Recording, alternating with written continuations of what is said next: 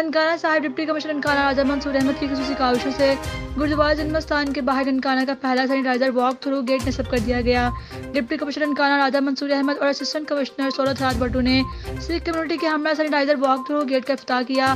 Pakistan corona virus की रोकथाम के लिए सैनिटाइजर वॉक थ्रू गेट इस्तेमाल करने वाला तीसरा मुल्क बन गया। सैनिटाइजर्स वॉक थ्रू गेट में नोजल्स के जरिए क्लोरीन फॉग की सूरत में पैदा की जा रही है। सैनिटाइजर्स वॉक थ्रू गेट से गुजरने वाले अफराद जरासीम से पाक हों। शहर के दीगर अहम मकामात पर भी सैनिटाइजर वॉक थ्रू गेट लगाए जाएंगे। जिला भर के तमाम शहरों की सड़कों, इमारतों और गली मोहल्लों में भी क्लोरीन स्प्रे की जा रही है।